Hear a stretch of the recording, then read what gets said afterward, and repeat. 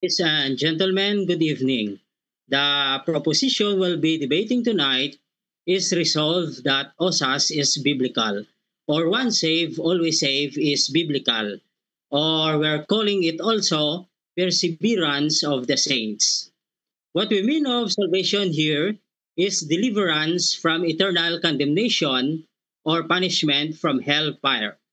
Putting it another way is that a Christian cannot lose his salvation or salvation cannot be lost, and I'm in affirmative side.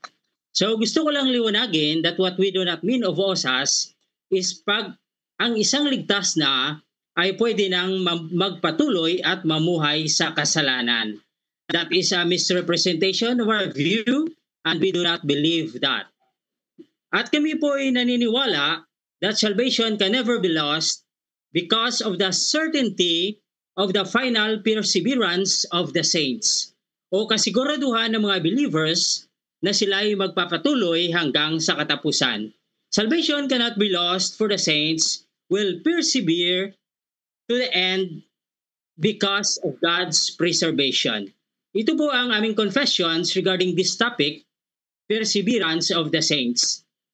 Sinabi dito, they whom God hath accepted in His beloved, effectively called and sanctified by His Spirit, can neither totally nor finally fall into grace from the state of grace, but shall certainly persevere therein to the end and be eternally saved. Confessions of Faith, chapter 17. Sa madaling salita, ang mga naligtas ay di maiwawala ang paligtasan dahil sila ay magpapatuloy hanggang sa wakas sa pamamagitan ng biyaya ng Diyos. Philippians 1:6 says, being confident of this very thing, that he who has begun a good work in you will perform it until the day of Jesus Christ. Kalawa, salvation can never be lost because it does not depend on our free will but upon the immutability of the decree of election. Ephesians 1:4 says, just as he has chosen us in him before the foundation of the world that we should be holy and without blame before him in love. Hindi natin maiwawala dahil hindi naman nakadepende sa atin. God's election happened in eternity and there is nothing in us to be elected by God. Ephesians 1:5, but it depends solely on God's good pleasure. Hindi maiwawala dahil una pa lang ang pagpili ay hindi na nakadepende sa atin. Then it follows that our salvation does not depend on our feeble hold on Him, but on His firm grip on us, as Leon Morris said. Itong decree ng election na hindi magbabago dahil kung may isang elect na hindi makatanggap ng eternal life, then it would mean na failed ang Diyos at mutable ang kanyang decree. John 6:37 to 44 says, all that the Father gave me will come to me, and the one who comes to me I will by no means cast out. Verse 38, this is the will of the Father who sent me, that of all He has given me I should lose nothing, but should raise it up at the last day. Maliwanag dito that the coming of men sa anak, dahil una silang ibinigay ng ama sa anak. The giving precedes the coming. Tayo'y pumunta kay Kristo dahil tayo'y unang ibinigay ng Ama sa Kanya at tayong mga ibinigay ay hindi mawawala o walang maiwawala. Then we will be glorified in the last day. Hindi maiwawala ang kaligtasan dahil ito'y hindi nakadepende sa atin kundi sa will ng kakayahan ng anak na tayo'y din niya maiwawala. Ito'y nakadepende sa kanyang unchangeable decree and unconditional election. Our salvation cannot be lost because it depends upon the immutability decree of election. O ang ating kaligtasan ay nakadepende sa di nababagong kagustuhan ng Diyos. We are predestinated to eternal life through Jesus Christ. In Acts 13:48 says, now when the Gentiles heard this, they were glad and glorified the word of the Lord, and as many as had been appointed to eternal life, believe. Tayo'y unang itinalaga sa buhay na walang hanggan, kaya tayo'y hindi maiwawala. Those who were appointed are the same as those who believe. Ang appointment to eternal life ay hindi aksyon ng mga believers. It is the work of God. Thus, God takes the initiative in Christian conversion before our belief.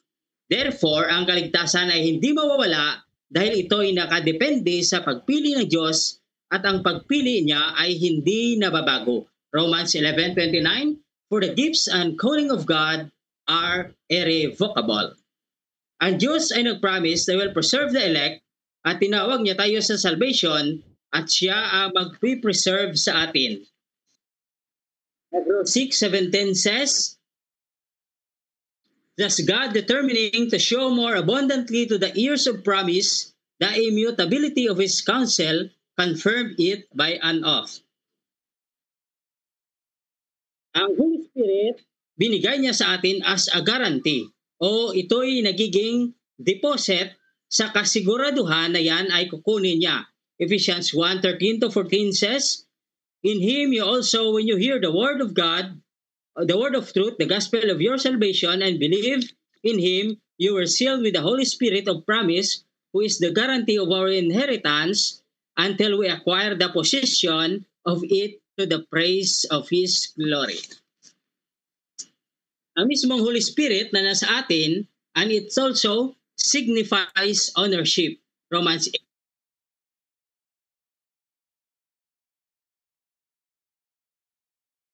8:16-17, the Spirit of God, and if children, then heirs, and if children, then heirs, heirs of God, and joint heirs of Christ. Colossians 6:20, for we are brought with a price, therefore glorify God in your body and in your spirit, which are God's.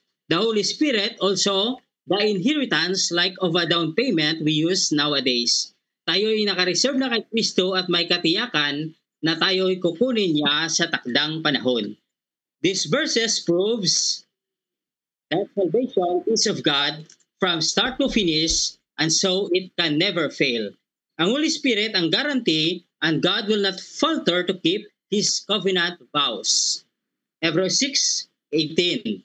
Tayong pumunta kay Kristo because of the giving of the Father in John 6 ay magkakaroon ng encouragement sa paghawak sa mga pangako para sa atin, at ang pangako niya ng Diyos ay hindi magbabago. And Christ will not lose any of us who is coming to Him, and we will be raised up in the last day.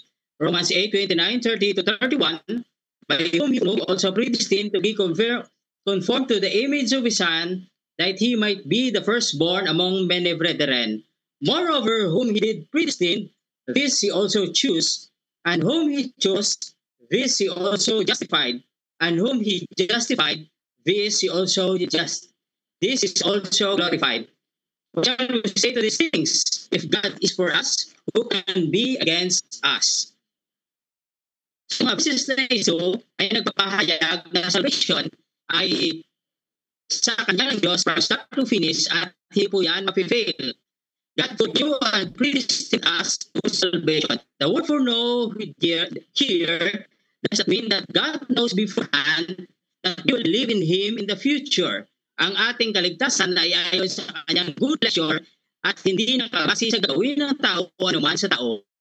God is taking all the action, the fruiting, the predestinating, the calling, the justifying, and the glorifying.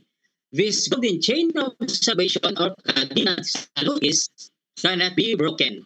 What is interesting here, ng mga verses na ito ay pag sinabi natin for you, yan rin ang nagahulugan for love. Itong mga taong sinasabing He foreknew ay sila yung mga taong known by God beforehand to be an object of His love. Like Amos 3:2 says, you only have a known in all the families of the earth. Dito makikita na to be known by God is to be an object of His favor and love. And to be not known by God is to be an object of His wrath, like in Matthew 7:23. And then I will declare to them, I'll never knew you, depart from me, you workers of iniquity. God knows us beforehand, that for knowing will never fail up to glorifying us.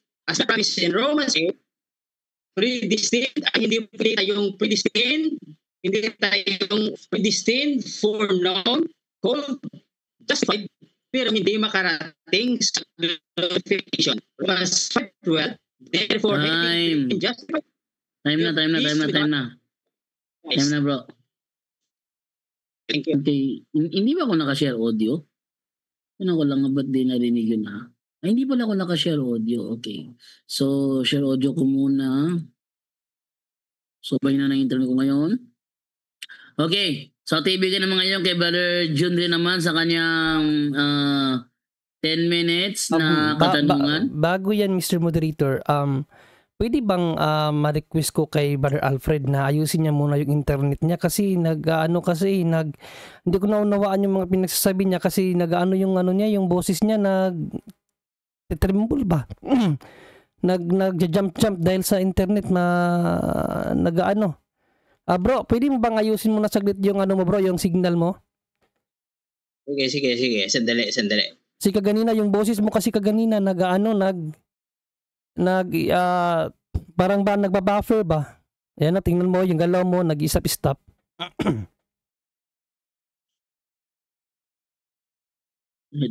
Technical tayo, technical adjustment muna. Wait lang. Baka tayo magbalik.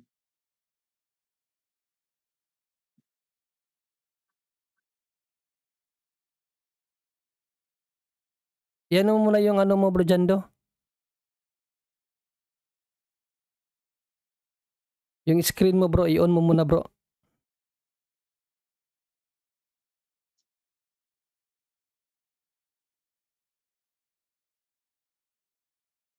Tay.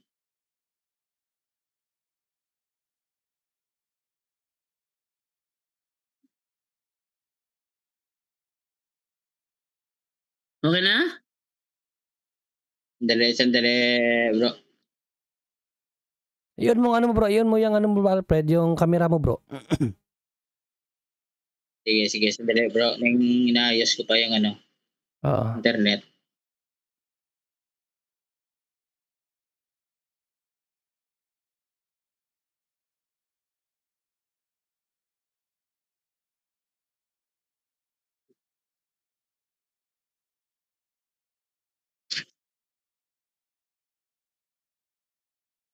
Tay.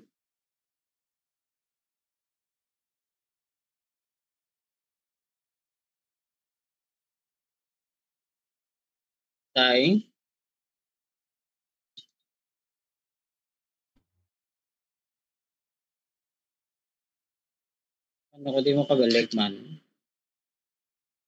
Okay na siguro yan bro. Sige na, hindi naman nawala yung internet mo. Medyo naglalag lang pero okay naman. Tuloy-tuloy naman siya.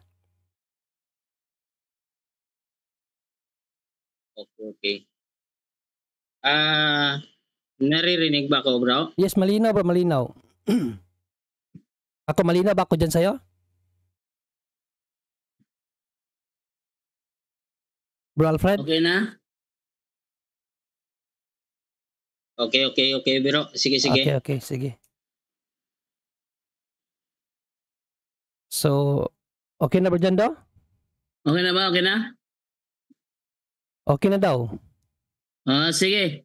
Ating simulan sa pagtatanong ni Brother Junry sa iyo for 10 minutes. Okay. Brother Junry, ready ka na ba? Yes bro, Mr. Moderator.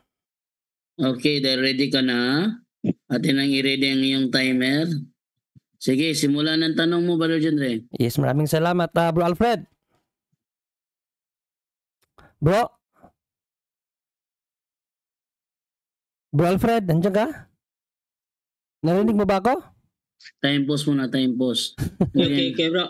Bro, Okay, bro. makinig ka bro para marinig mo si Brother Junry. Baka late kasi yung signal ko sa kanya. Okay. Sige. Sige, wait lang muna. I-resume ko muna yung time. Sige. Sige. Brother Junry, go ahead. Okay, Bro Alfred. Bro, rinig mo ako Bro Alfred? Okay, bro. Yes, kasi ang topic kasi natin bro, resolve that once saved, always saved is biblical. So, pag sinabing biblical, it should be inline siya sa teaching ng mga apostle, bro. Tama, mali?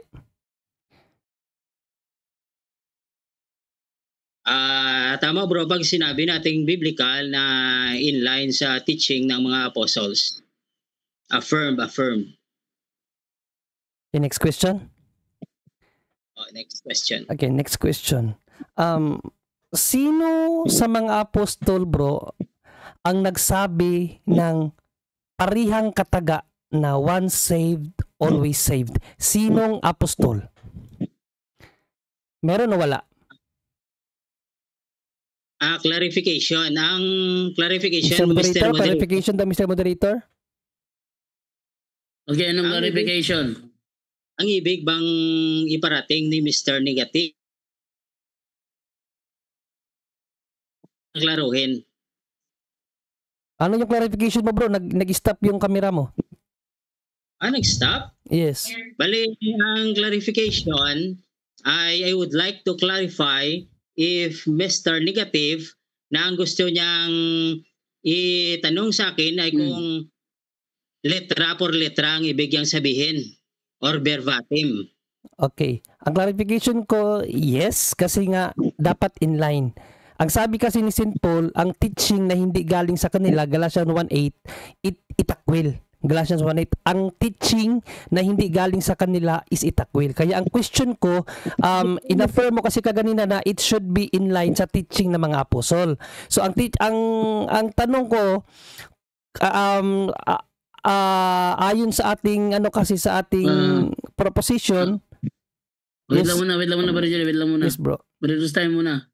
So, nagka-clarify siya kung ang tanong mo letra por letra. Kung parehas ba yung statement na once saved, always saved, mababasa din ba na tinuro ng mga apostol? So, ibig sabihin na hinahanap mo sa kanya letra por letra? Yes. Okay. So, yun ang clarification niya. Sasagot ka na ba, bro? Sige, sasagot na ako. Okay, go ahead. Pag ang hinahanap ni Brother Junril kung letra por letra, ang sagot ko, no. Because pag sinabi nating letra por letra, ay isa yung fallacy na ibig sabihin na word concept fallacy. It is the exegetical mistake of assuming that a concept is present in a text only when a particular words are also present.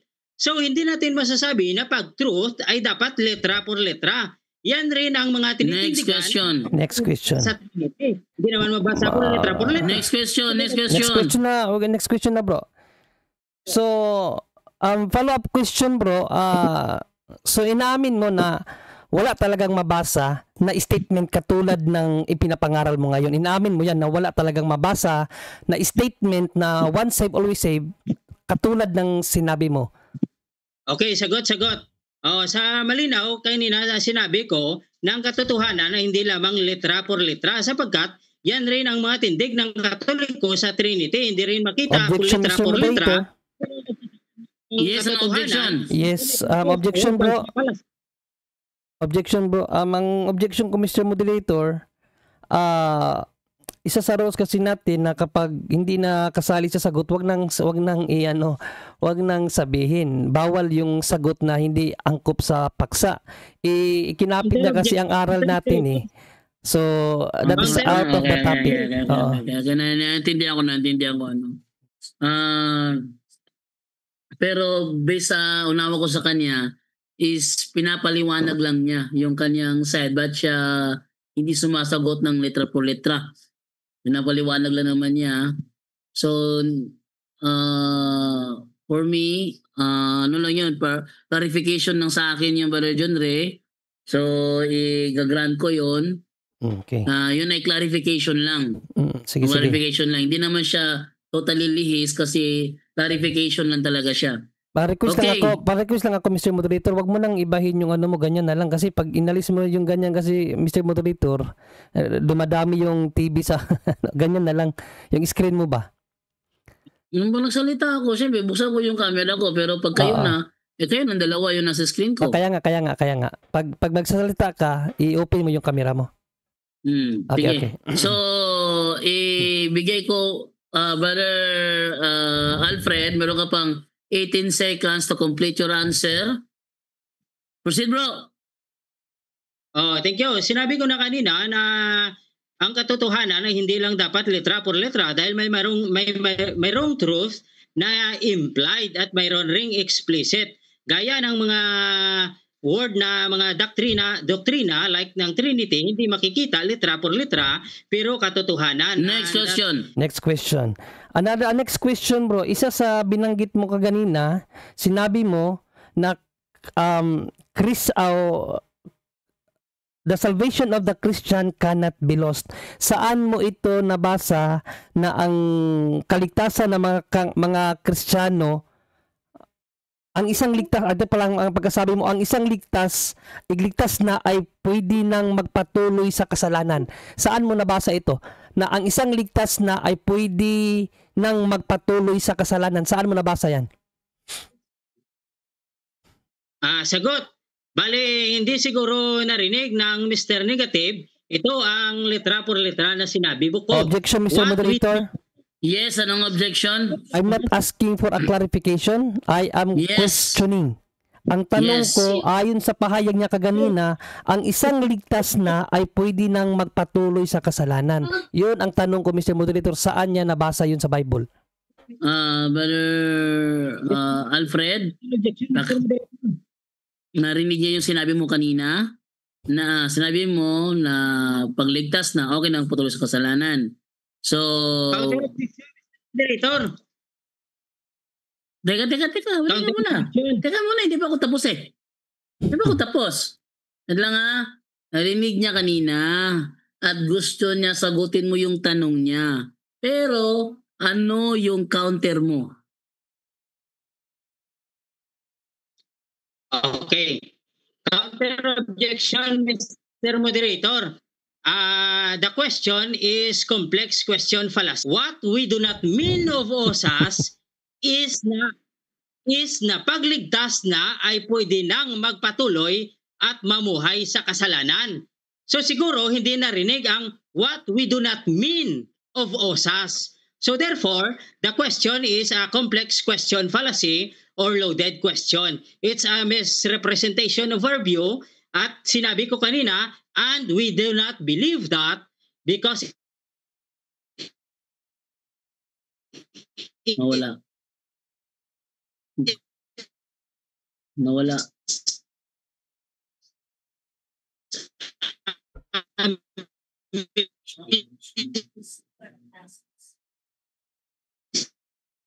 Nawala. Ayusin mo na yung ano mo, bro. Bro Alfred. Nawala. Mahina yung signal niya. Kanina pa yan eh. Bro Alfred. Ano muna natin. Mahina yung signal niya. Bro Alfred. Tawagan mo kaya siya sa Messenger, Barijando. Baka pwede siya sa Messenger. Ilan mo na, ayusin mo natin si Brother Alfred. Kasi nung sa Messenger mo siya tinawagan, bro, tuloy-tuloy ang ano niya eh. Bro Alfred? Ayan. Pulang-pula yung ano niya, oh. Bro Alfred? Nawala na siya ng tuluyan. Tawagan mo kaya sa Messenger, bro. Di ba naman ako? Sige. Bigyan ko muna sa pagkakataon na tawagan ko muna si si Alfred ha. Wait lang. Nawala siya dyan, bro? Nawala? Nawala siya sa Zoom. Sige, ating tawagan sa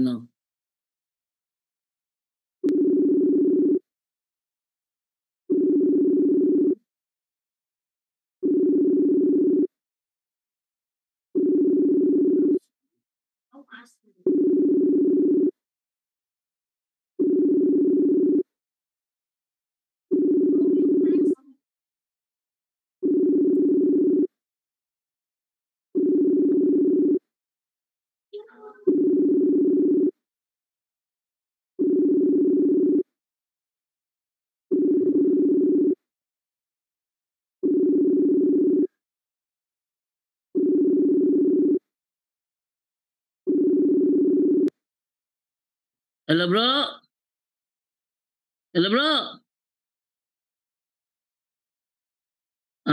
hina kay ka sa kuan bro, sa Zoom. Hello? Hello? Oh, mahina ka sa Zoom bro. So dito na lang sa yan na lang Sa Brother ano na John to. lang, sa Messenger na lang, Brother John Ray. Oo, dyan na lang sa Messenger. Ipakita mo lang yung ano niya. Kakailanganin ko yung ano mo rito, yung cellphone mo na ipasok mo sa Zoom. Yung isa kong cellphone? Sige, Oh, kunin ko lang, muna. no? Wait lang. Oh, kahit hindi Kasi na Brother John to. Kasi okay na. Oo. Sige, okay na. So, wait lang muna. Ilagay ko muna siya sa screen, ha? Messenger call. Ano ba naman to? Asan yung messenger call ko rito? Wait lang, ha? GT browser. Oh, asan ba to? Group call 2? Hindi. Group call 1? Hindi. Sintus. Messenger chat. Wait lang, ha? Lagay ko muna messenger call. Ay, ba naman to?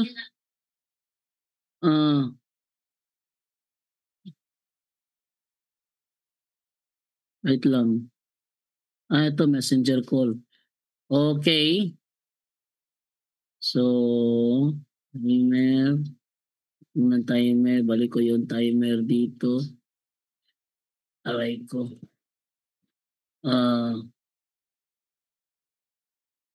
Paste. Yan. Nakikita mo na siya ba rin dyan, Re? Yes bro, nakita na. Okay. So, proceed tayo sa sa kanyang nasa na ba tayo kanina? Objection. Ang objection niya is gumamit ka ng loaded question fallacy. Yes, counter objection. Oh. Hindi, yun ang counter niya sa objection mo. Siyang nag-objection, ako maka-counter. Ako ang nagtanong, nag-object siya kasi nga loaded question daw. Oh, sige. So counter objection, Mr. Moderator. Sige, counter objection, Brother Genre. He's under cross-examine, Mr. Moderator, kung ano yung pinagsasabi niya. Hindi yung magiging loaded question.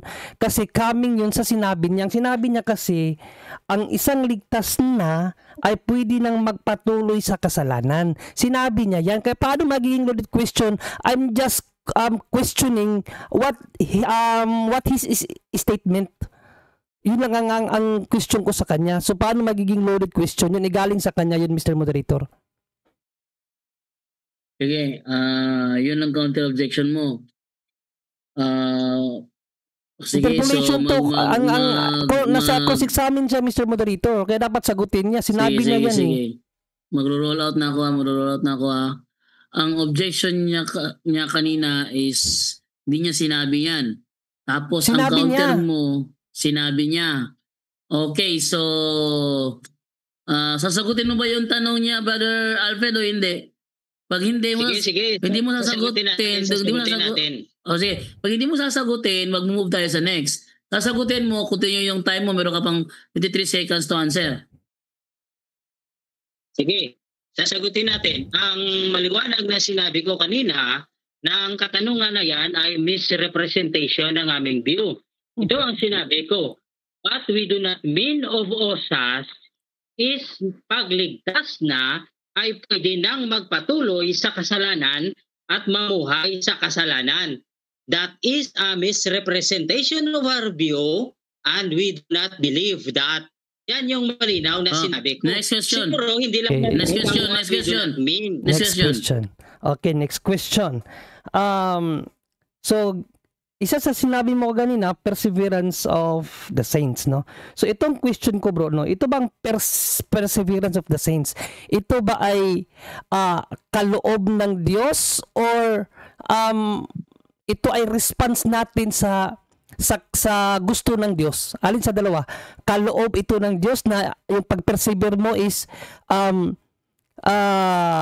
hindi na talaga mawawala yan kahit na gustuhin mo, or kinakailangan mo talagang pagsikapan na makapagpanatili ka hanggang katapusan? Alin sa dalawa? Ang sinabi ko kanina na kami ay magpapatuloy dahil ang Diyos ang nagpi-preserve sa amin. Objection, Mr. Moderator. Objection. Yes, an objection. Was begun, good work Ilang. were performed in Objection bro. Mute. and we Mute. Objection bro. Objection bro. Wait lang bro ha, objection muna. Bro Alfred, wait lang Mr. Moderator. Pag sinabing objection bro, tahimik ka muna bro.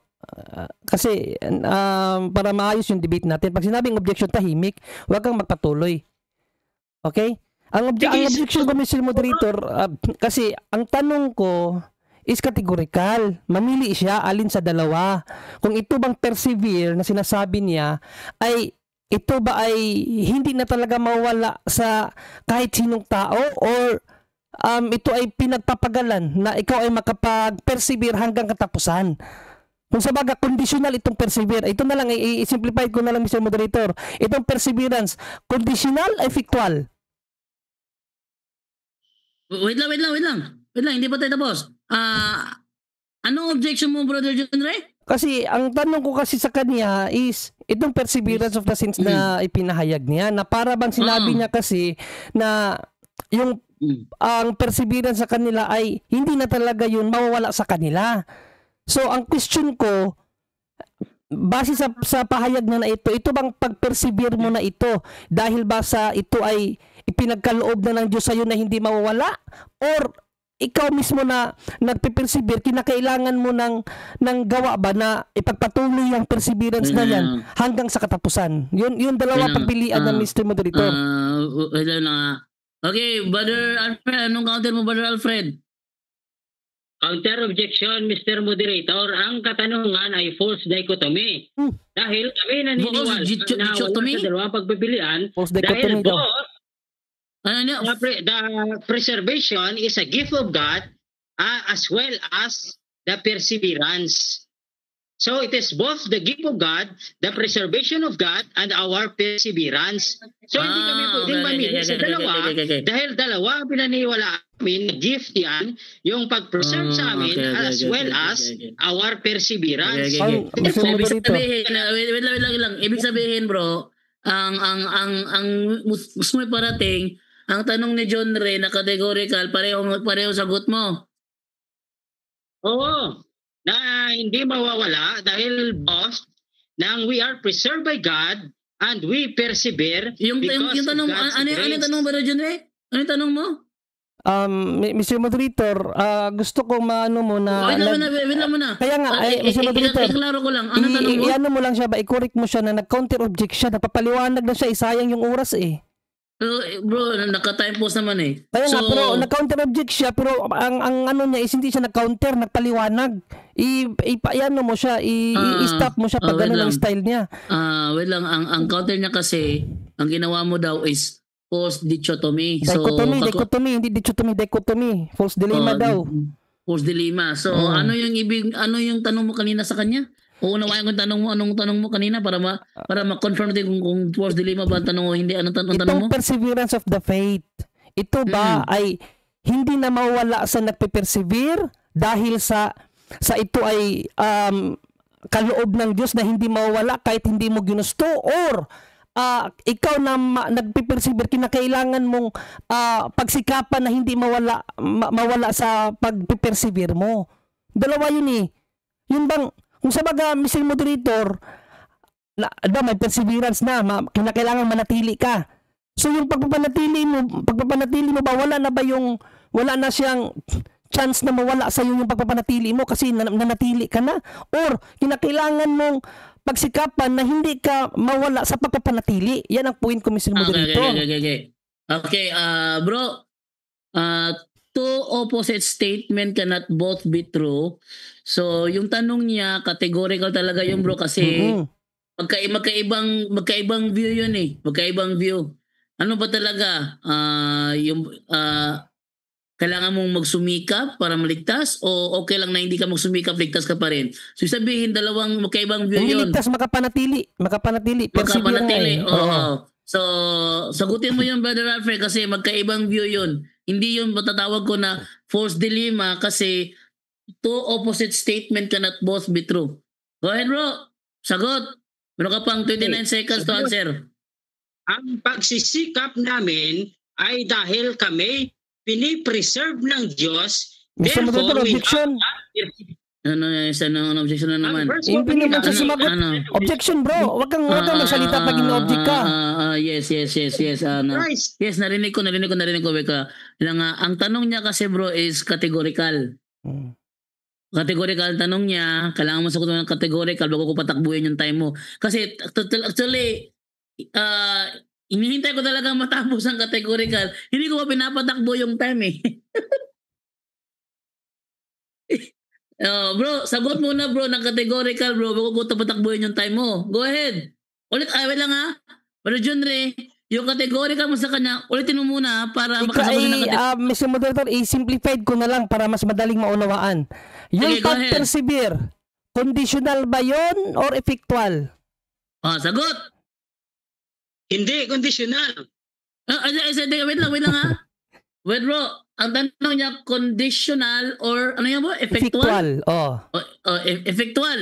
So yun muna sagutin mo, either conditional or effectual. Sumagot ka na doon, patatakbuhin ko na yung time mo. Sige, sagot mo na sa dalawang yun. Conditional o effectual? Sagot. Ang conditional ay hindi pwedeng Wait lang. Bro, wait lang muna bro. Sagot mo na categorical bro. Bro, wait lang. Conditional. Bro, wait lang bro. Sagot mo na categorical kasi hindi ko mapatakbo yung timer mo. Kung hindi ka sasagot ng categorical.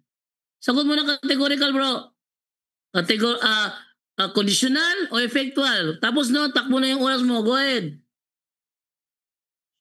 Hindi, mali ang tanong, objection, Mr. Moderator. Sige, may objection. Wait lang. May objection. Hindi pwedeng papipiliin mo ako ng conditional at effectual. Bro, dahil, bro, wait lang ha. Kasi kanina sumang-ayon ka kanina bro eh. Bro, wait lang ha. Kanina kasi sumang-ayon kayo. Tinanong ko kayo sa rule number 2, sabi to kapag categorical ang tanong, kailangang sagutin din ang categorical at may 30 seconds na pagpapaliwanag sa isinagot na categorical. So rule talaga yan, rule number 2 talaga yan. Therefore, sagutin mo muna yung categorical question niya para makapagpatakbo na ako sa oras mo. Dahil pag hindi ka sasagot, dinadaldal dyan, yung oras mo nakapos. Sagot mo na bro, conditional o effectual. Pag sumagot ka na doon, takbo na yung oras mo. Go ahead. I-clarify ko muna, moderator, kung anong ibig sabihin ng conditional na perseverance of the saints. Dahil hindi kami naniniwala na ang aming perseverance of the saints... Stop mo na siya kasi nag-explain na naman siya eh.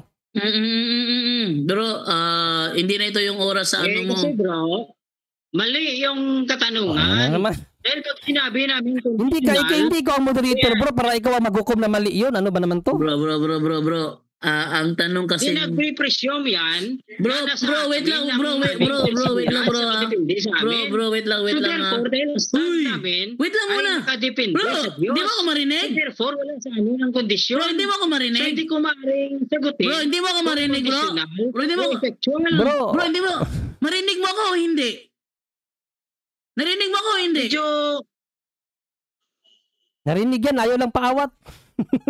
Naririnig mo ako o hindi? Ha? Okay, narinig. Kung narinig mo ako, pinapatigil na kita, tumahimik ka na. Okay. Okay ha? Hindi mo dinaldal dyan eh. Tinatanong ka ni John Ray kung conditional ba o effectual. Sagutin mo lang kung conditional, effectual. Kung hindi, kung ayaw mo sagutin, sabihin mo lang ayaw ko sagutin, magutin sa next question.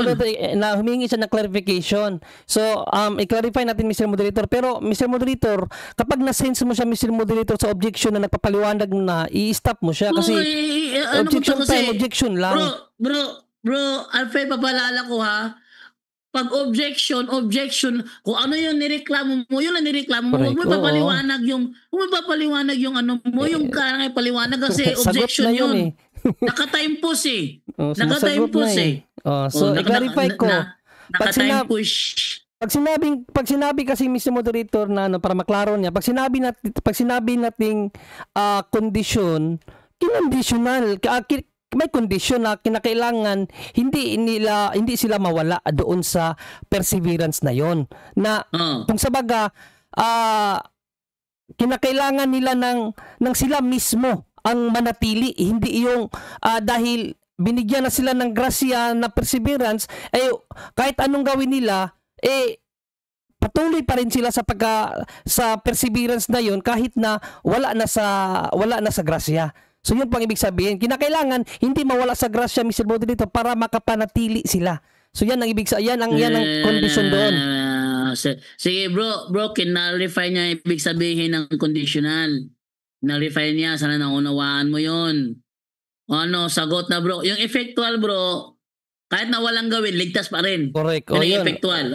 Kung sa baga, persevere pa rin, kahit na ano-ano ang gawin mo, nakapersevere ka pa rin, nakapanatili ka pa rin. Yun ang ibig sabihin. Gumawa ka pa ng masama. Mr. Moderator, so, ang conditional ay hindi pwedeng itanong sa amin. Dahil bro, istan mo kasi. Bro, wait lang ha. Diyos ang humahawa ng kondisyon. Hindi mo ako narinig. Alam mo na napipiko na ako nito eh. Ilang beses ako sumisigaw na dito eh. Di mo ko marinig eh. Ulitin ko ha. Kasi Mr. Moderator, mali ang katanungan. Mali ang definisyon ng conditional. Anong mali? At mali rin ang definisyon ng effectual. Hindi nga pwede kaming tanongin kung conditional sa amin. Bro, wait lang muna ha. Bro, ang kondisyon sa amin. Wait lang muna. Ang tanong ni John Ray kasi, magkaiba. Pag conditional, sabi ni John Ray, pag conditional, kailangan mo manatili na magpakabuti para hindi ka mawala. Yun ang ibig niya sabihin. Yun namang isa naman na effectual, kahit gumawa ka ng masama, nandun pa rin ang kaligtasan. Correct. So alin ba doon ang tutukoy mo na once save, always save, yung conditional o effectual? Sagot. Mali ang definisyon ng effectual. Ang definisyon ng effectual ay hindi nangangahulugan na pagligtas ka na ay pwede nang mamuhay sa kasalanan. Next question na lang, Mr. Moderator. Sige. Next question na lang. At pag conditional, hindi rin pwede applicable question dahil hindi nakadepende sa amin ang aming perseverance, kundi nakadepende sa Diyos na bumigay sa amin ng perseverance. Hindi effectual nga. Unconditional ang aming perseverance. Hindi effectual nga ang sagot mo. Dapat effectual. Mali ang definisyon ng effectual. Dahil ang definisyon nyo ng effectual ay kung ligtas na ay pwede nang mamuhay sa kasalanan. So misrepresentation yan. Yan ang loaded answer, Mr. Moderator. Siya nagbibigay ng definisyon eh. Hindi pwede, bro, wait lang. Bro. Yan ang fallacy. Sagot ang loaded. Bro, wait lang muna ha. Ako yung nag-iinit na dito. Bro, ganito yan Ang sabi ni Brother John Ray, ipapaklaro ko lang to ha. Yung sinasabi niyang conditional, ibig sabihin, kailangan mong manatiling sumunod para hindi ka mawala. Yun ang conditional. Manatili ka o mawala ka. O kailangan manatili para hindi ka mawala. Yun ang ibig sabihin niyang conditional. Ngayon, ang tanong yun naman sabi niya na effectual, kahit pa makagawa ka ng masama, wala siya sinabi mo kasi kasalanan na, kahit pa makagawa ka ng masama, halimbawa may sinagasaan ka, dahil pa nakagawa ka ng masama, ligtas ka pa rin. Alin doon yung tutukoy mo na paliwanag nyo, yung sinasabi nyo conditional, o sinasabi niyang effectual, alin doon sa dalawa? Mali ang katanungan ni Brother Junril. Wait lang. Pag sinabi, dahil hindi kayo magkaunawaan. Next question na lang. Bro, hindi kayo Bro, yung effectual naman, ibig sabihin, effective. So, hindi rin yan ang definisyon. Bro, tumahimik. Tumahimik ka muna.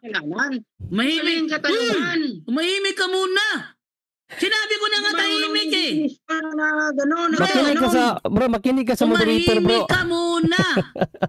Mali kasi ang tanong mo, bro. Hindi ka marunong magtanong. Maling ka tanong. It cannot be answered rightly.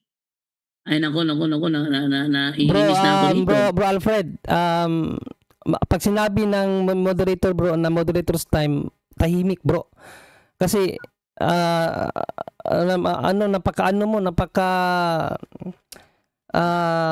wala ka sa bro, wala ka na sa tono bro ba?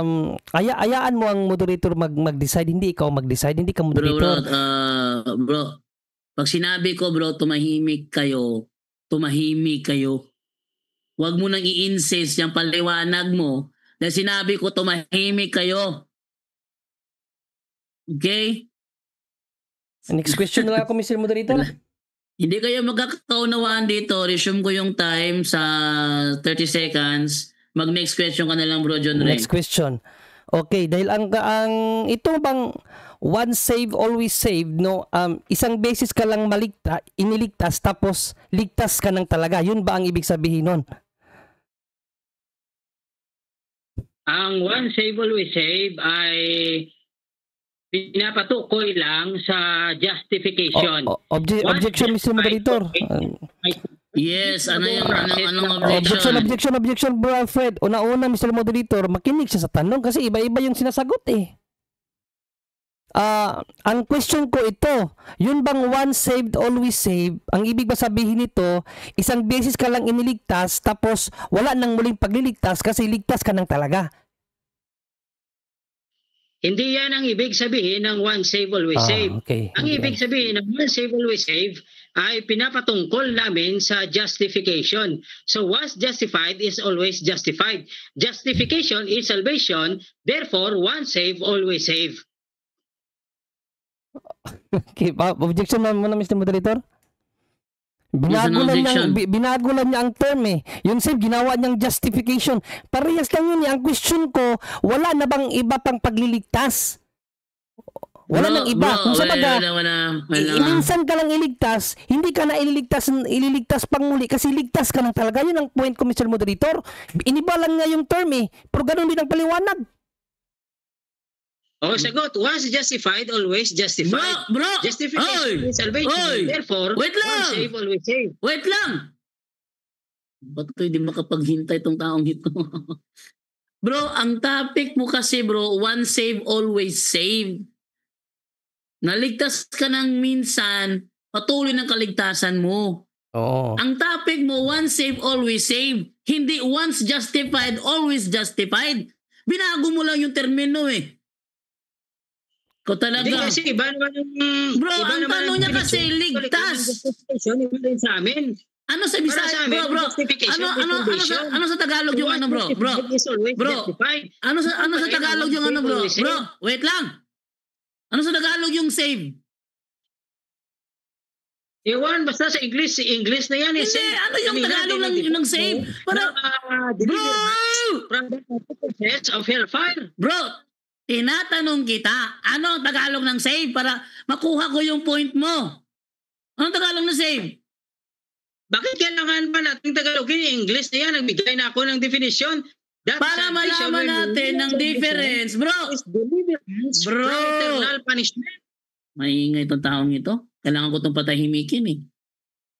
Gusto ko lang naman klaruhin ko anong pinagkaiba para sa kanya ng saved at justify.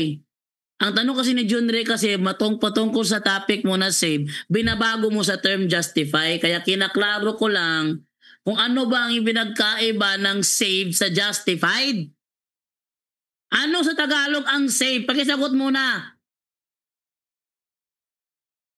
Nalimutan ko sa Tagalog pero ang definition... Ay, naku. Tagalog lang ng save. Nalimutan niya. Napaka-imposible naman taong ito. Kanina pa siya nag-i-English, Mr. Moderator eh. Ano yung justified sa Tagalog? Justified? Sa Tagalog? Justified. Basta sa English, pag sinabi natin justified, declared righteous. It is a forensic term. It is an act of God whereby He declares the sinners righteous.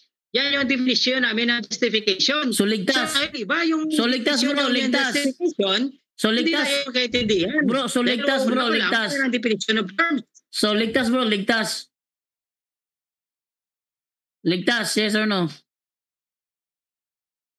Ang kaligtasan ay hindi lang Hindi, justification. bro. Kundi kasama niya Bro, ang wait lang sanctification. muna, bro. Hindi kaligtasan. Masasabi Bro, natin kamay. mga Ano ba to? Nakakapiko na ako sa taong ito.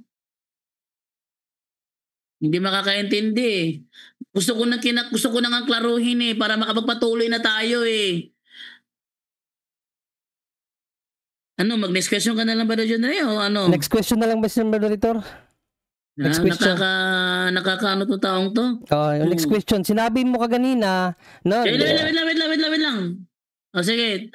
Next question. Go ahead. So, panindigan mo yung sinabi mo ganina, once justified, always justified. Panindigan mo? Oo o hindi? yes. Okay. Dahil sinabi sa Wait lang. therefore, being Wait lang muna. Brother John Ray, patapusin mo na siya, Brother John Ray, sorry, Mr. Moderator. kasi sasagot pa siya eh. Kasi huminto kasi siya. Akala ko, next question na eh. Sige. Hindi mo kung masabi na next question. So go ahead, Brother Alfred. Meron ka bang 27 seconds? nalimutan kong tanong. Pakiulit, Mr. Moderator. Yes, ang tanong ko, bro, sinabi mo kasi na once justified is always justified. So ang sagot mo, yes. So ang question ko sunod, si Saint Paul nung tinawag siya ni Panginoong Jesucristo, justified na ba siya? Mr. Moderator, hindi pa ako nakasagot sa unang katanungan. Dinagdagan niya na. Sasagot mo na ako. Yung justified, yung once justified, always justified. Sabi mo yes. Okay, sagutin mo yung yes mo. Hindi pa qualify ng answer ko. Hindi Okay, pwede. i-qualify mo nga. Bro, yung yes mo, dapat i-qualify ko. God. Bro, yun na nga eh. Pinatahimik ko si John Ray. Kasi kailangan mo muna i-qualify. Okay? I-qualify mo muna bago siya magpa-next question. Go ahead. Okay, yes, once justified, always justified.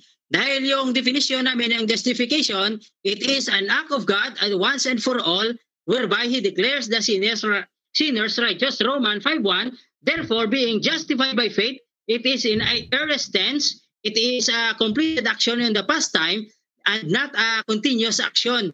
Therefore, tapos na. It is an act that is once and for all. Therefore, next question. Next question. Next question. Nung nangaral si San Pablo, justified na ba siya? Oo o hindi? Maliwanag ang sinabi ng Biblia, si St. Paul mismo sinabi, therefore being objection, justified. Mr. Moderator. Yes, an objection. Categorical question must be answered categorically. Yes, bro. Therefore, hoy! Tahimik muna. May objection eh. Ano naman to? Bingi yata to, hindi nakakarinig ka agad, ano?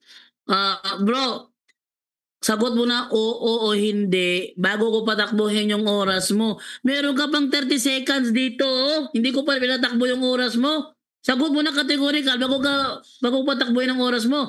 Oo o hindi. Ano sagot? yes, dahil sinabi sa Romans chapter 5 verse 1, therefore being justified. Yung verb na dyan na justified, it is in aorist tense that speaks of a completed past action. So therefore, it is not a continuous action, kaya once lang yan nangyayari. So we define justification as an act of God whereby He declares the sinners righteous. Next question, Mr. Moderator. Okay, next question, Mr. Moderator. Since in-affirm niya na si St. Paul nung nangaral na is justified na, no? Premise lang to kasi ang una niyang sagot, Mr. Moderator, once justified, always justified, no? Ito ang question ko, bakit sinabi ni St. Paul sa 1 Corinthians 4:4, sabi ni St. Paul dito, I am not hereby justified. Bakit sinabi ni St. Paul, hindi pa siya justified dito? Sabi mo, justified is always justified. Bakit St. Paul sinabi niya, I am not hereby justified? Bakit magkaiba kayo ng pangangaral ni St. Paul? Sagot. Clarification muna. Saan makikita? Basahin muna natin ang buong verse. 1 Corinthians, counter-objection, Mr. Moderator. Anong counter-objection? Yes, wala siyang karapatan, Mr. Moderator, na sa akin ang pa siya kung ibabasahin o hindi. Sumagot siya sa tanong, Mr. Moderator, kasi tanungan to. Ang sabi niya, Mr. Moderator, once justified, always justified. Tinanong ko siya, nung nangaral si St. Paul, justified na ba siya? Sabi niya, yes. Pero bakit sinabi ni St. Paul dito sa 1 Corinthians 4:4, Mr. Moderator, I am not hereby justified? Sinabi ni St. Paul yan. Okay. Ang question ko, Mr. Moderator, bakit magkaiba sila ng aral ni St. Paul? Yan ang question ko. Wait lang. Ang tanong ni Brother John Ray kasi, Brother Alfred, is contradiction doon sa sagot mo. Kaya kailangan mong sagutin yung tanong niya. Huwag ka nang humingi pa ng clarification kasi malinaw naman yung pagkakasabi mo literally na once justified, always justified. Literal pagkakasabi mo na yun. So yung tanong ni Brother John Ray ngayon is literal din na sinabi ni St. Paul, I am not here to be justified. So ano muna, Brother Alfred, pakisagot yung tanong niya. Meron ka pang 29 seconds to answer. Yung 1 Corinthians chapter 4 verse 4, si Paul doesn't speak of justification na sinasabi regarding salvation. Mr. Moderator, objection. Yes, tanong objection na naman. Justified ang word na ginamit kaganina. Sabi niya, once justified, always justified. Ang ginamit ni St. Paul. Bro. Wait lang. Sa mga bagay Objection, bro, objection. Objection to! Tumahimik ka! He's not speaking of... Maingay. I-pause ko yung... I-mute ko siya. Maingay eh. Hindi ka na marinig, bro. Huwag ka nang mag-effort dyan. Hindi ka na marinig. Minute kita. Bro, hindi ka marinig, bro. Minute kita, bro. Bro, makinig ka, bro. Objection is objection, bro. Huwag kang magpatuloy. Pag sinabing objection, tumahimik ka. Shut your mouth. Okay. I am... objection na nga. Ingay mo pa dyan eh. Mr. Moderator, ini-specific ko yung Mr. Moderator, yung question kasi specific yung words na ginamit niya. Sabi niya, just once justified, always justified. Always justified. So doon tayo sa justified na always justified daw. Sa term justified. Sa term justified. Yes. So ang tanong mo sa kanya, bakit magkaiba sila ng aral ni St. Paul? Sa kanya, once justified, always justified. St. Paul says, I am not hereby justified. Bakit magkaiba sila ng aral? Wait lang. Ano yung counter objection mo, Alfred? Counter Mr. Moderator. Ang question is complex question. Since bro, alam ko yung is assuming that the term there justified is regarding salvation. So, kino-conflate yung paggamit ng justification dahil hindi lahat ng bagay pag sinabing nating justified ay tungkol sa kaligtasan. Maliwanag naman sa sinabi sa Romans 5 na therefore... Nag-explain na siya, Mr. Moderator. Counter-objection lang eh. Ano ba naman yan? Hindi naman pwede nang pagkontrahin niya ang kanyang sinabi. Bro, nakamute ka. Huwag ka na mag-effort. Nakamute ka. Hindi ka narinig. Huwag ka na mag-effort dyan. Talaga maingit talaga siya. Talaga makinig oh. Hindi ka naririnig bro. Huwag ka na mag-effort bro. Minute kita bro. Napakaingay mo eh. Pag counter objection, huwag kang magpaliwanag. Okay? Ulitin ko muna bro ha. Kasi sabi niya kasi Brother John Ray, hindi yung patungkol sa kaligtasan yung justified doon, hindi patungkol sa kaligtasan. Ulitin ko muna, ano yung sa Tagalog ang justified para maunawaan ko kasi binanggit mo ngayon justified eh. Once justified, always justified. Tagalogin mo ngayon. Ang definition ng justified is to declare righteous. No. Bro, Tagalogin mo yung sinabi mo kanina. Once justified, always justified. Kasi tanong ni Brother Johnny ngayon, about sa term justified, sabi mo naman, complex, fallacy of complex, kasi iba yung, hindi patungkol sa kaligtasan yon. Sabi mo ngayon lang ha, fallacy of complex kasi hindi patungkol sa kaligtasan yon. So Tagalogin mo yung term na once justified, always justified. Tagalogin mo para maintindihan ko. Go ahead. Nalimutan kong Tagalog. Nako. Dalawang term na niya nakalimutan, Mr. Moderator, pero kagaling nga mag-English. Ito lang yung Baptist na nag-i-English, hindi alam yung Tagalog ng save.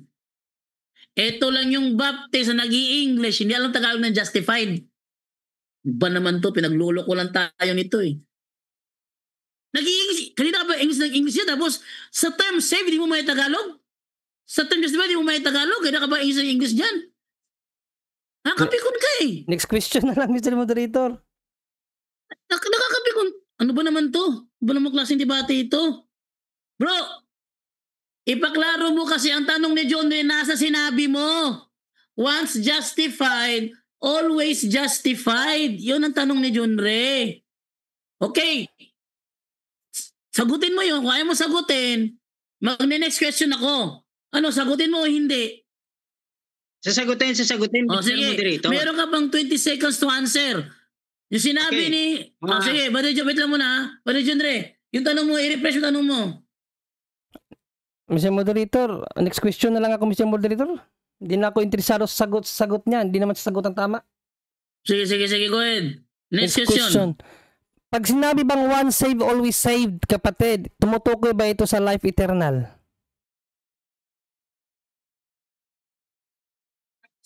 Maliwanag kanina na yung definition ko ng salvation is deliverance from the punishment of hellfire.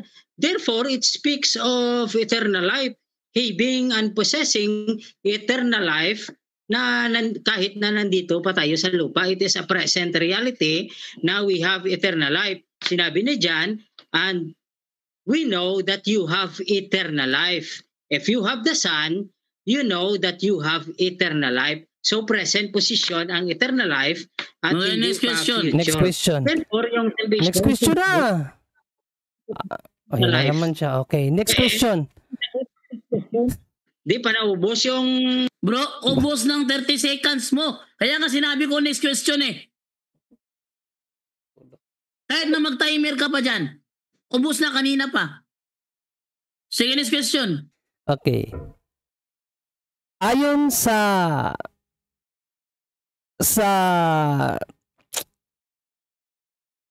ating Panginoong Jesucristo, bro, kailan niya ibibigay ang buhay na walang hanggan o ang life eternal?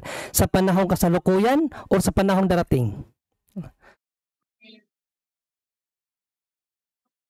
Wala siyang ano, Mr. Moderator. Wait lang muna. Matakbo yung oras. Ibalik ko siya sa sa 50 seconds. 50 seconds yun eh. Wait lang, ilagay ko sa 50 seconds. Yan. Okay, 50 seconds siya. Okay, ulitin ko muna yung tanong ko. Sige, ulit tanong mo. Ang tanong, bro, kasi sabi mo may life eternal ka na. Ayon sa ating Panginoong Jesucristo mismo, kailan niya ibibigay ang life eternal? Sa panahong kasalukuyan o sa panahong darating? Categorical. Sir? Categorical muna bro. Categorical yun. Categorical. Sige, go ahead. Hindi naman yung categorical, hindi naman yun answerable by yes or no. Pero may pagpipilian yun, bro. May pagpipilian yun. Panahong kasalukuyan or panahong darating? Alin sa dalawa? Close-ended question siya, pero dapat mamili ka doon. O, alin sa dalawa? Wait lang muna. Okay. Bro Alfred, wait lang muna, bro Alfred. Ang tanong kasi ganito, once kasi naintindihan ko kasi yung tanong eh. Ang tanong na categorical, ang tatakbo lang yung timer nyo, pero yung time mo hindi ko pinapatakbo. Sagot mo na ng categorical para tumakbo yung timer mo, ang daya mo naman dito eh. Sige, Mr. Moderator. Thank you. Sagot mo na Ulitin ko, bro. Ulitin mo tanong. Oh, dahil sinabi mo mayroon ka ng life eternal, no, meron ka ng ang sabi ni Panginoong ayon kay Panginoong Jesucristo, yung life eternal, kailan niya ibibigay? Sa panahong kasalukuyan ba yung panahon natin, no? Nung time na nagsabi si Panginoong Jesucristo, panahon natin yan ang kasalukuyan, or sa panahong darating? Kailan, alin sa dalawa? Panahong kasalukuyan or panahong darating? Pili. Sige, sagot. Present and the culmination is future. Sinabi ng verse 1 John. Objection, Mr. Moderator. Yes, anong objection? That you Okay na know naman. that you have eternal life. Bro, tumahimik ka muna. May objection eh. Bro! Tumahimik ka muna. Yes bro, ang gusto ko Wait lang marinig muna. is Wait lang objection. muna. Wait lang Yes, yes. muna. Lang muna. Bro, Alfred, sana ilang ulit na tong reklamo sa iyo eh. Once categorical, pakinggan mo ang categorical question para makasagot ka ng categorical. Huwag kang gumawa ng ibang sagot, hindi categorical kasi hindi tumatakbo yung oras mo. Nasa 30 seconds mo, wala pa ako pinipindot to. Daya nitong kadibate nito eh. Bro, yung timer lang ang tumakbo, yung timer mo hindi tumakbo. Kasi iniintay ko yung categorical na sagot mo. Sagot mo na ng categorical. Ano yung tanong mo ba dyan, Re? Alin sa ang gusto ko marinig ni si moderator ayon sa question, wag yung present. Hindi naman ako nagtanong kung present o future eh. Ang question, panahong kasalukuyan o sa panahong darating? Panahon kasalukuyan, so present. O sa panahong darating? Panahon darating, future. O, So ang kaligtasan sa panahon darating o sa kasalukuyan. hindi, Yan ba? ang buhay na walang hanggan, life eternal ang question. Ang eternal life. Oo. Kailan sige, ibibigay? sige. Ito, klaruhin ko Mr. Moderator. Brother Albert, makinig ka. Kailan ibibigay ang life eternal ayon sa Panginoong Jesucristo? Sa panahong kasalukuyan o sa panahong darating? Dalawa lang ha. Huwag yung present. Panahong kasalukuyan o sa panahong darating? Mamili ka sa dalawa. Then qualify your question. Your question, yes. Oh. Sige, go. Hindi marinig. Yung Wait lang. Na-mute ko siya. Wait lang muna. Wait lang muna. Hindi ka marinig bro. Wait lang. Wait lang muna. Hindi ko na-unmute siya. Hindi ko siya na-unmute eh. Sumasagot ako. Sige. Wait Hindi ka lang. nga marinig kasi na-mute ka. Ulitin mo yung sagot mo. Ulit. Go. Sige, nakamit namin ang eternal life when we put our faith in Jesus Christ. Sinabi sa 1 John 5:13, Hindi, yan ang tanong. Ano ba naman yan? to have eternal life. So therefore, Bro, Hindi nga yan yan ang ang question tanong. bro. Hindi mo Bro. tumawag makikidebate oy. Hindi yan ang tanong. Actually, bro, tumahimik ka muna. Hindi ka maririnig dito. Bro, yung timer mo, hindi ko pa pinapatakbo ang timer mo kasi hindi ka sumasagot Hindi sa marunong categorical makipagdebate question. Hindi ka, sagutin mo na categorical question. Sa panahong kasalukuyan o sa panahong darating? Sagutin mo na. Sa panahong kasalukuyan. O, di, paliwanag. O, sa panahong darating. O, di, paliwanag. Ganun mo na. Sagot mo na. Ha? Yan. Ano? pag present, di ba kasi yan?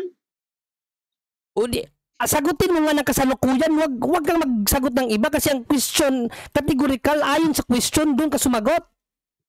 Bro, Ang sagot. present na kasalukuyan yan, di ba? Ang sige, gusto sige, ko marinig yung sige. question ko. Wait lang muna pa rin, Di ba ang present kasalukuyan? Wait lang muna pa rin, Dre. Bilang moderator, uunawain dito to ha. Sige, ang sagot mo, present or future. Ganun ba? Present and future. Categorical nga eh. Hindi nga pwede na papipiliin mo ko sa dalawa. False dichotomy yan. Dahil ang sagot, present and future. Bro, iba ang present, iba ang future. Iba nga. Oh, Pero yun sabi na ko, nga. combination Kaya of hindi future. siya false dilemma kasi iba. Hindi false dilemma. Kung pwede Bro, papipiliin sa dalawa. Hindi false Dahil dilemma iba yan. ang present, iba ang future. Pero ang time frame, culmination yung future. Bro, Ang hindi siya beginning, nagtatanong present. about culmination of the future. May tanong siya sa'yo, sagutin mo. Ang tanong niya, present or... Sinagot nga na ang pagkaroon ng eternal life is in the Bro, present. ano ba naman to? Sinabi na nga eh. Sige. Bro, hindi ka marinig bro, hindi ka marinig. Hindi ka marinig, nakamute ka. Wave ko na lang Mr. Gusto Moderator ko- yung time. I-wave mo na lang yung time. Wave na. Sige. Pati ako na uminit ako sa taong ito eh. Ano ba naman to? Sige. wave na yung time ni Brother John Ray dahil hahaba tayo nito, malapit na ang 10:00. Oo. Nakakainis yung ano niya, yung kanyang style na hindi mo kikinig. Okay. Brother John Ray, meron kang 10 minutes para paliwanag yung stand mo. Go ahead. Alright, maraming salamat Mr. Moderator. Una-una, humihingi po tayo ng pasensya, no, sa mga manonood kung medyo magulo kasi di ko inakala ganito pala kagulo si Brother Alfred, no. Pero andito na po tayo, so pagpasensyahan nyo na lamang po, no. Yung unang katanungan natin na nag-object siya kasi daw para bang minali yung tanong, nagtatanong lang naman tayo about sa pananampalatayaan nila na once saved always saved, ano, kung mayroon bang mababasa ng parihong kataga na once saved always saved na binanggit ang mga apostol, no? Bakit ko po tinanong yan, mga kapatid? Hindi niya tayo pwede paratangan na fallacy. Hindi yan fallacy. Kasi una-una, biblical principle, ang sabi ng Diyos sa Kawikaan 36, mga kapatid, no? Para lang tayo ma-inline tayo sa teaching ng Bible, no? Huwag magdagdag sa kanyang salita, no? Baka kanyang sawayin ka at masunduan kang sinungaling. Kapag nagdagdag ka sa salita ng Diyos, kasi sinungalingan yan. So wag mong sabihin, Brother Alfred, na fallacy yung tanong ko. Of course, I need to question your belief according to the Bible. Because what St. Paul says sa kanyang sulat sa taga-Galatia in Galatians 1:8. O basahin natin muna. Ano bang sinabi ni St. Paul sa kanyang turo sa mga taga-Galatia, Galatia 1:8. Ito ating mababasa. Datapot kahimat kami o isang anghel na mula sa langit ang mangaral sa inyo ng anumang ebanghelyo na iba sa aming pinapangaral sa inyo ay matakwil. Kinakailangan itakwil ang aral na iba sa ebanghelyo ng mga apostol. Kaya tinanong kita kung inline ba, kasi ang proposition mo kasi, no, resolve that once saved always saved is biblical. Kaya tinanong kita, pag sinabi ba biblical, kinakailangan ba itong naka-inline sa turo ng mga apostol? Sabi mo, yes. Kaya yun ang tanong ko, pasok yun sa tanong. Kung mayroon ka bang mababasa na same statement. Kasi ang sabi ng mga apostol, pag hindi nila aral, itakwil. Okay? So, kaya nga, hindi natin dapat pwedeng tanggapin yan. Kasi, dati sa malinaw na dagdag na aral yan, walang sino mga apostol na nangaral ng once saved, always saved. O umabot ka ganina sa perseverance na di ko malaman ano yung sagot mo. Ginugulo mo yung sagot mo eh. Sa tanong ko napakasimple, pag sinabi bang perseverance of the faith, ito bang pag-persevere na natamo natin, grasya yan, ibinigay sa Diyos na makapag-persevere tayo, yan ba ay effectual na, ibig sabihin dahil binigyan ka ng ganyang uri ng gift ni God, kahit pa anong gawin mo, hindi ka na talaga mawawala sa Kanya? Or ikaw mismo na pinagkalooban niya, kinakailangan mo ng disiplina sa sarili para hindi ka mawala? May matinong sagot ba? Wala. Pero tingnan natin kung yun bang pag-persevere natin, ano ba yan? Effectual ba yan? Or kinakailangan ikaw mismo talaga sarili mo, pilitin mo na hindi ka mawala sa Diyos. Yung pag-persevere mo, kinakailangan ikaw mismo ang manatili.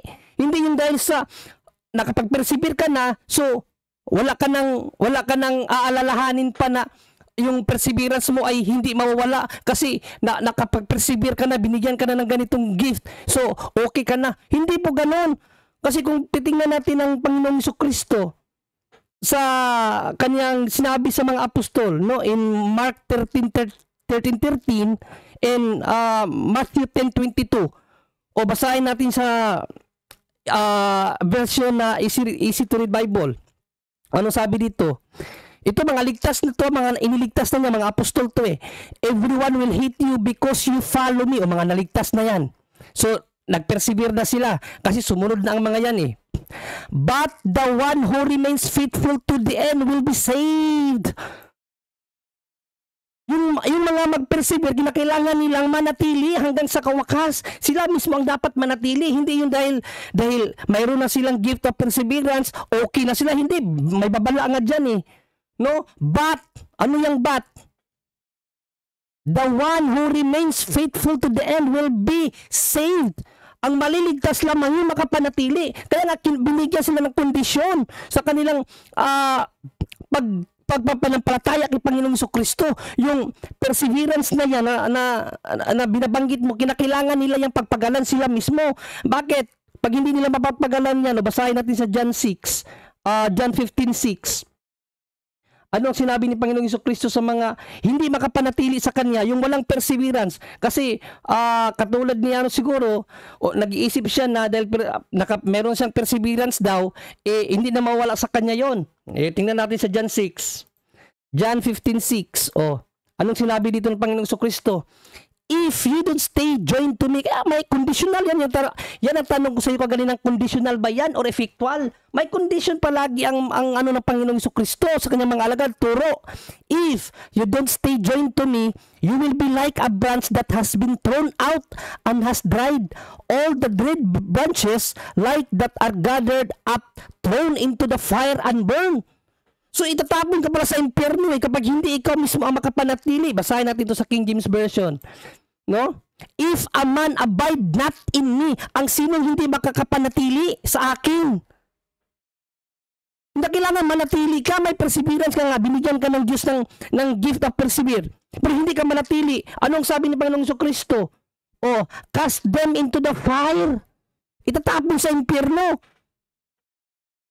Kaya mali ang unawa niyo sa perseverance, kinakapit niyo sa once saved, always saved. Tinanong natin siya, yun bang once saved, always saved? Kasi minsan ka nang naligtas, hindi ka na ililigtas muli kasi ligtas ka nang talaga. Hindi maunawaan. Tinanong pa si Brother Jando, ano sa Tagalog yung save? Hindi, nakalimutan daw niya. Ano ba namang klaseng sagot yan? Kanina ka pa nag-i-English yun, kagaling mo mag-English, tapos pag Tagalog lang sa save, nakalimutan mo yung Tagalog ng save. Ligtas. Tagalogin mo lang yung save, ligtas Kaya ang tanong ko, question ko sa Tagalog kasi ligtas ka na, hindi ka na ililigtas muli kasi ligtas ka nang talaga. Hindi ba maunawaan yun? Ibig sabihin sa tanong ko, isang beses ka lang iligtas, hindi ka na ililigtas muli. O sana maunawaan mo yung tanong na yan.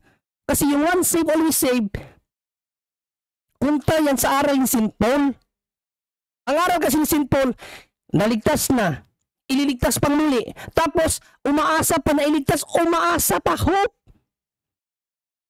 So, yun, once saved, always saved na. O basahin natin ang aral ni St. Paul, 2 Corinthians 1:10. Sa inyo, once saved, always saved. Minsan ka nang iniligtas, ililigtas ka pa, hindi ka na ililigtas pang muli kasi ligtas ka nang talaga. Yan, once saved, always saved. O, once ka lang iniligtas, tapos ligtas ka nang talaga. Pero ano ang aral ni St. Paul? Basahin natin sa 2 Corinthians 1:10.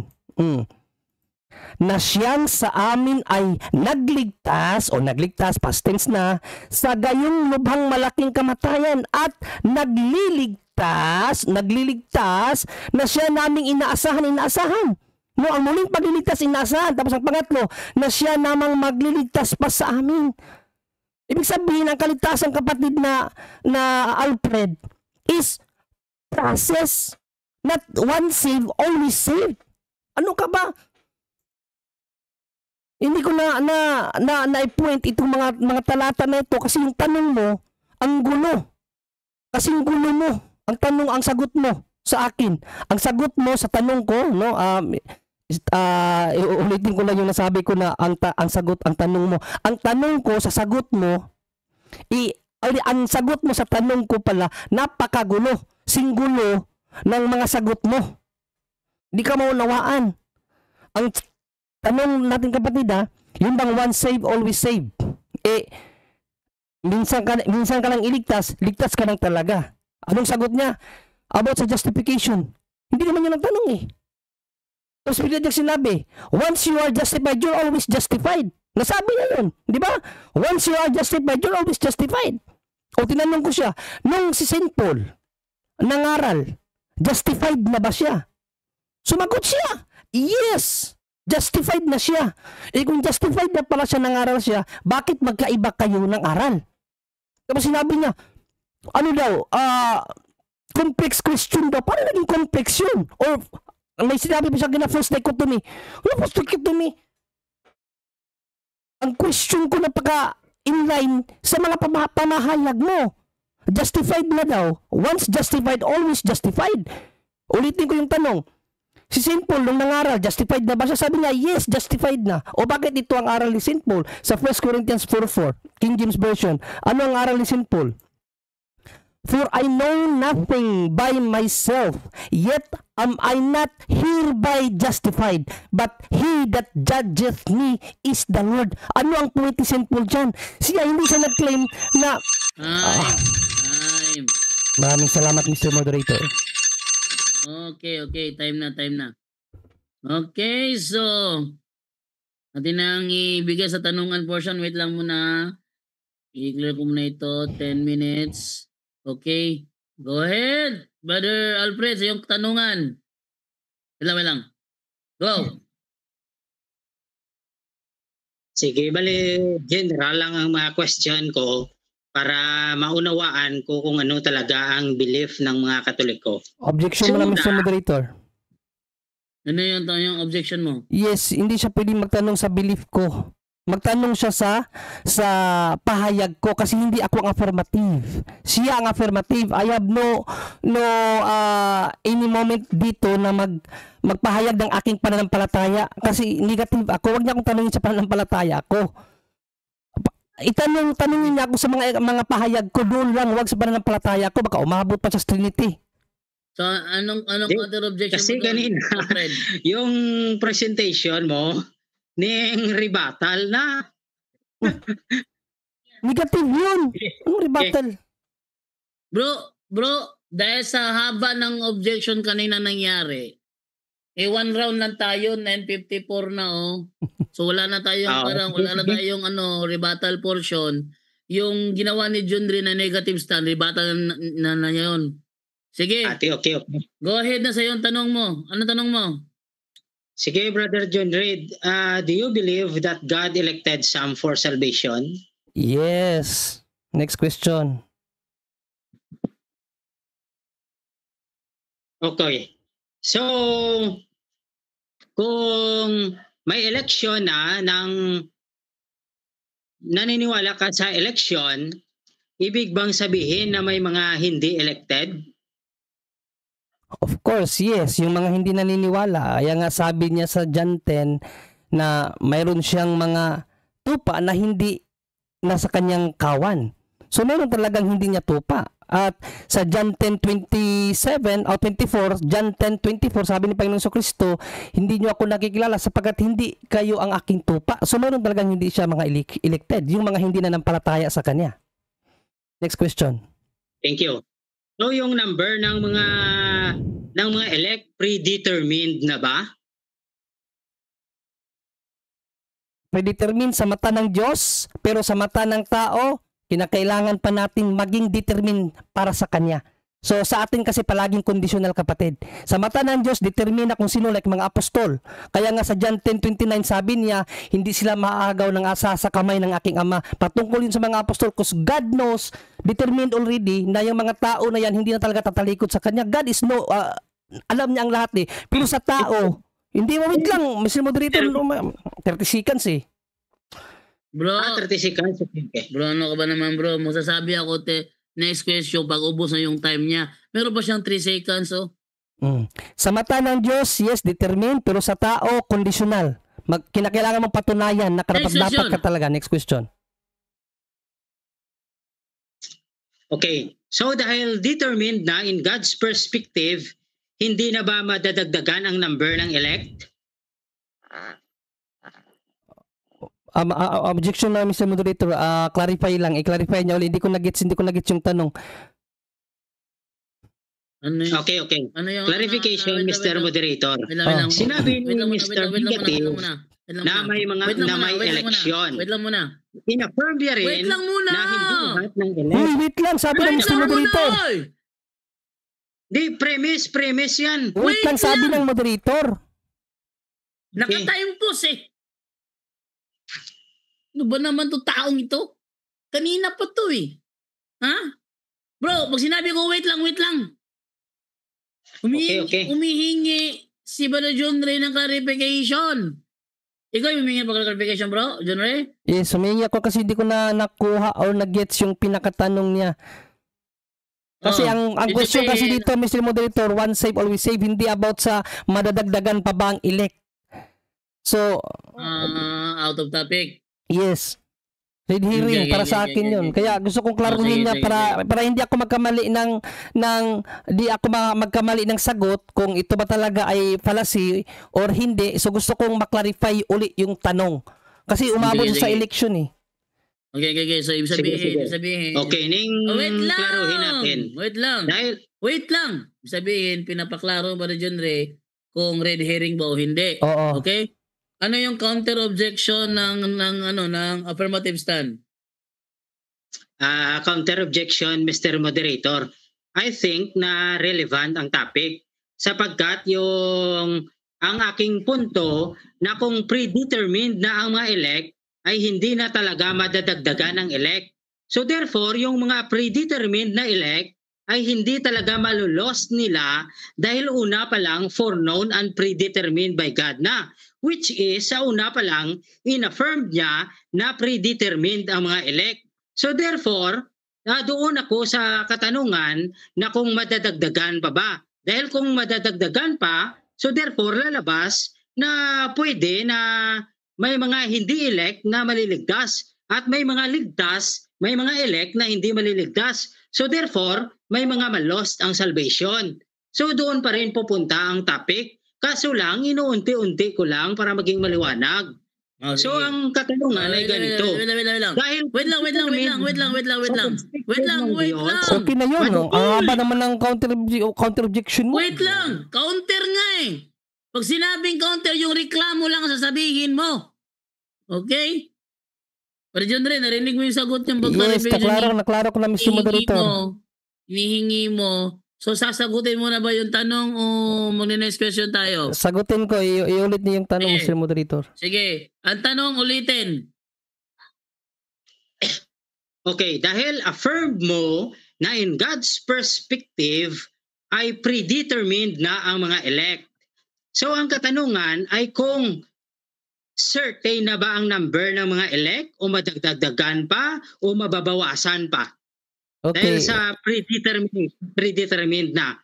So yes or no muna, then you may qualify your answer. Yes, in God's perspective nga, determined na niya yung mga maliligtas. Pero sa tao nga, conditional kasi sa atin palagi eh. Kung sa baga, ang Diyos, kauli-huli yan, nakita na niya kung ilan talaga lahat ang makapupunta sa Kanya. Pero sa kasalukuyan, wala pagkasiguruduhan sa atin kung sino pa talaga ang pwede doon o hindi doon. Kasi nga mayroon tayong chances na ma-fall sa demon.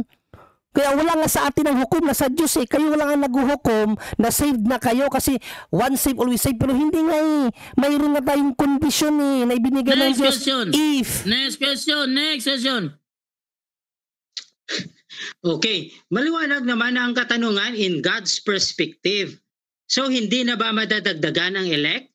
Sigurado na ba ang predetermined number ng elect ay maliligtas talaga yan hanggang sa katapusan? Okay, Mr. Moderator, ako naman ang magsasabi, false dichotomy. Next question. Sige, wait lang muna. Sabi mo false dichotomy, dichotomy, bakit? Yes, kasi yung God's perspective na rin niya. Kasi baga, ang perspektiba ng Diyos, perspektiba na rin niya. Okay. So, false dilemma yun. Kasi conditional sa atin eh. Okay. Naintindihan ko. So, confirm, yung tanong niya is false dilemma. Hindi allowed ang mga fallacy questions at fallacy arguments. Diyos ka rin kasi alam mo na talagang conditional ka sa atin eh. Ano ka ba? Okay bro. Alfred, yung tanong mo is confirmed na isang false dichotomy na tanong. Kaya next question na lang. Go ahead. Mr. Moderator, mali ang judgment mo ng false dichotomy. Dahil kanina, in-affirm niya na predetermined ang number. So maliwanag naman ang katanungan in God's perspective. So hindi tayo nagtatanong na sa perspective ng mga tao. Maliwanag kanina na in-affirm niya there is an election. So therefore, Diyos pa rin ang gumagawa. So predetermined ba ang number ng elect in God's perspective? Sabihan niya yes. So madadagdagan ba ang number ng mga elect na predetermined ng Diyos? Yun lang Okay, naman ang katanungan okay, kung okay. madadagdagan ba? Okay. Yes or no lang naman. Counter So pwede ba objection, masagot ng Brother matino, John Ray. Mr. Negative? Sige, Brother John Ray, counter objection. Anong Counter objection mo? ko, Mr. Moderator. Malinaw na false dichotomy yun. Kasi yung perspektiba na rin ng Diyos. Sinabi ko na nga, Mr. Moderator, na yung kahuli-huliang panahon, alam na ng Diyos yan. Alam na ang kaduluduluhan ito. Pero habang tayo ay umiiral pa, nasa atin kung tayo ba ay mapapasok doon sa perspective ng Diyos, nasa atin ang hukom kung tayo ba makakapasok doon according sa ating pagpapanatili. So hindi mo pwedeng hindi niya pwedeng iano, Mr. Moderator, ipahid ang perspective niya sa perspective ng Diyos. Hindi siya Diyos eh. Kaya false dichotomy yan. Yung perspektiba ng Diyos, perspektiba na rin niya. Parang magkaisa na sila ng mind ng Diyos. Talagang false dichotomy talaga yun, bro. Kasi binigay mo lang sa kanya is ano lang, marami naman siya pwedeng isagot pero parang nilagay mo lang doon sa gusto mong isagot niya. Okay. Kaya false dichotomy talaga yung bro. Tsaka hindi pwede na yung perspektiba ng Diyos, perspektiba mo na rin. Mali. Okay, so next question na lang tayo. Dahil di kayo magkakaintindihan dyan. Dahil nasa rule naman natin na bawal ang mga fallacy arguments and fallacy questions. So move to the next question. Go ahead, next question. Okay. So yung predetermined and elected by God, may possibility ba na malulos nila ang kanilang kaligtasan ng mga taong predetermined and elected ba ng Diyos?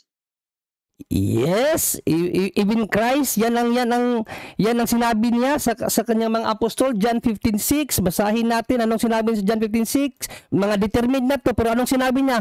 Kung ang sino man ay hindi manatili sa akin, ay siya ay matatapon katulad ng sanga at matutuyo at mga ititipunin at mga iyahagi sa apoy at mga susunog. Determined na yung mga yan, pero binalaan pa rin niya na kahit sino man sa inyo hindi makapanatili, sunog kayo. Next question. Oh, can you define predetermination? Mr. Moderator, next question. Ayaw kong sumagot sa mga question na hindi naman ayon sa topic. Next question na. Okay, next question. So is Matthew 10:22 a descriptive statement or a prescriptive statement? O, Mr. Moderator, anong descriptive o prescriptive? Wala doon sa pagpipilian. Wala doon. Direkta siya sa tanong, Mr. Moderator, ayon sa talata. Sige, go ahead. Next question. The question goes like this. In Matthew, you have used Matthew 10:22. So is that verse a prescriptive statement or a descriptive statement? Explain niya muna, Mr. Moderator, sa statement niya para hindi ako magkamali ng unawa. Anong ibig niyang sabihin sa prescriptive o descriptive? Sige, i-explain mo muna in lycoterm. Sige. In what, bro? In what? Lycoterm, yung madaling maunawaan. Sige. Ano ang pinakapunto mo dyan? Sige, paliwanag mo na yung yung prescriptive. Pag-isagot yung sige. Prescriptive muna. Pag sinabi nating prescriptive, Brother John Ray, ang ibig sabihin yan ay mga prescribe. Like ganito ang gagawin mo. Ganito gagawin mo, uminom ka ng vitamins mo, ginawa na niyang gamot. Yes. Prescriptive yan. Prescription. Gets na, bro? Pag sinabi natin description, wait lang muna. Brother John Ray, pinaliwanag niya prescribe, para bang doktor prescribe, di ba? Prescription ng doktor, yun ibig sabihin na kung anong sabihin niyo nang gawin mo. Yun ibig sabihin niya doon. Pero nakapagtataka dito, prescriptive, ang dali niya ipaliwanag yung save, hindi. Kaya nga gusto ko malinaw, Mr. Moderator, kasi ang malinaw sa sa Matthew 10:22, Mr. Moderator. Wait lang. Contradiction mo na ako. Wait lang. Hindi pa siya tapos eh. Pero pag yung descriptive yung descriptive, yung bro, ano yung descriptive? Okay. Pag sinabi nating descriptive, Brother John Ray, yan yung description na ganito ang kanyang ginawa, kaya yan ang naging kalabasan. So, uminom siya ng gamot, kaya neng gumaling siya. So, pag prescriptive, uminom ka para gumaling ka. Pag descriptive, uminom siya at gumaling siya. Okay. Yun yung ibig Counter sabihin. objection, Mr. Moderator. Brother John Ray. Tama na, kahaba naman explanation nito. Brother John Ray. Para Brother Ray. wala ka ng alibay wait lang. na Bro, tumahimik ka muna, bro. maliwanag talaga. Tumahimik ka muna. Bro, John Ray, yung prescriptive tsaka descriptive, pinaliwanag na niya. Nanawa ko na, Mr. Moderator. Mag-counter ako, Mr. Moderator. O sige, mag-counter ka. Go ahead. Kaya nga hindi mo. ko sasagutin kasi ang kaniyang question is loaded. Kasi ang malinaw doon, conditional yon, conditional statement yon.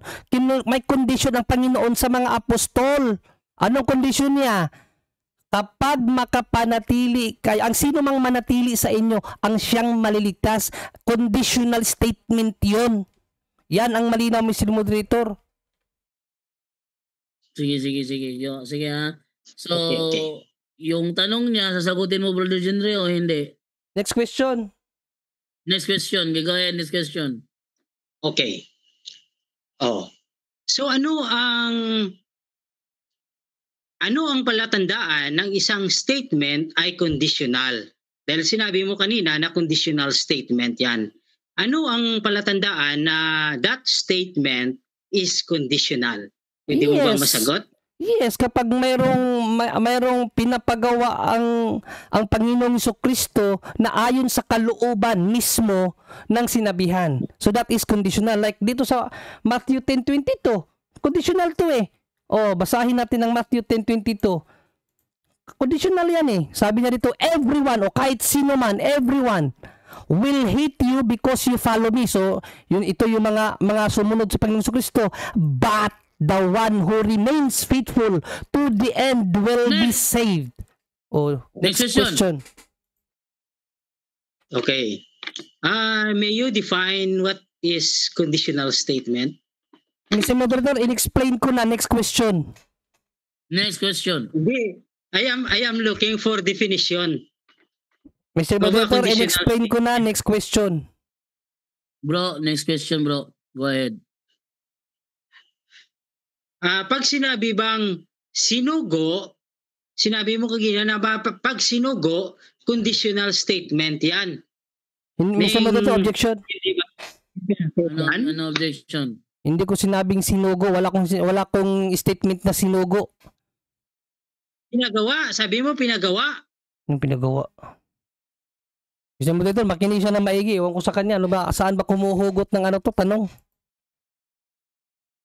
Anong counter mo, Brother Alfred? Wala na. Next question na lang. Anong counter mo?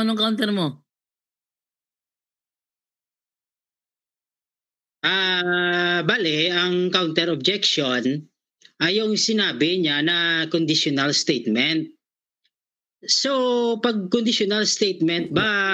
Ang objection ko, Mr. Moderator, yung sinabi niyang sinugo. Wala akong sinabing sinugo. Ano pa naman to? Di ba ito marunong Pinagawa. Yung sinugo. Pinagawa, pinagawa. Pag may pinagawa, sabi mo.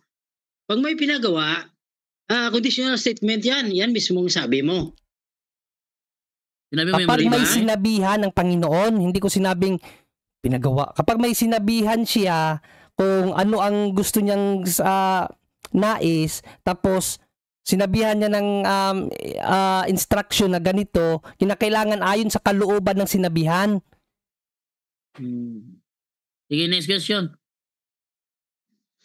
Bali yan ba ang example mo ng conditional statement? Yes, isa yan. Malino naman yan sa John 10:22 eh. Kahit sino man ang manatili, sino man, i-refer sa mga mananampalataya, mga sumunod sa kanya, sino man ang manatili sa inyo, ang siyang maliligtas. Kaya nga hindi once saved, always saved eh. Next question. Next question, Brother General.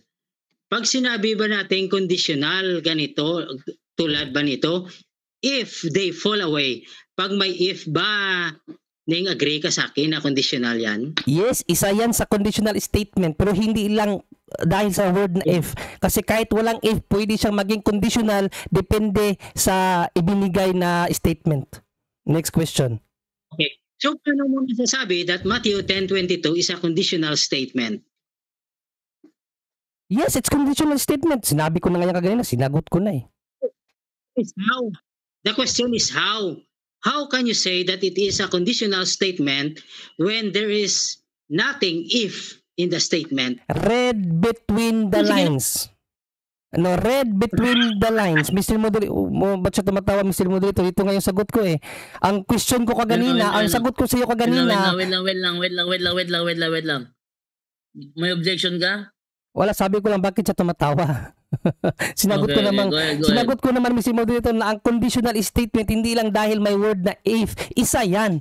Pero hindi lang dahil may word na if.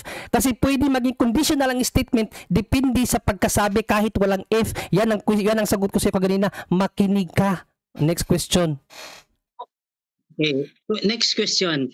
Kaya nga, how to determine if it is a conditional statement? So how Brother John Ria, how Yes. to determine that if it is a conditional statement? Sagot ko nga sa iyo, read between the lines. Next question. How yes? O ganyan ang tanong. Sagot mo sa tanong, how yes? Mr. Moderator, ang sagot ko, read between the lines. Yun yung yes. Ang sagot ko, read between the lines. Ba naman to? Next question. Okay. Bali ang kasagutan mo, next question. Bali ang kasagutan mo sa tanong na how, read between the lines. Yes. Okay, yes. Next question. Para makarami ka ng tanong.